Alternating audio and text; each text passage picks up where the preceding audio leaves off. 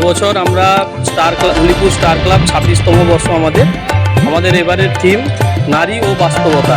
আসলে আমরা প্রত্যেকেই বলি নারী পুরুষ সমান সমান। আমাদের কথায় যেটা আমরা বলে থাকি, বর্তমান পরিবেশ বা পরিস্থিতির উপর নারীদের অবস্থান কোন জায়গায় আমাদের সমাজে, সেটাকেই আমরা এবারে পুজোয় তুলে ধরার চেষ্টা করছি।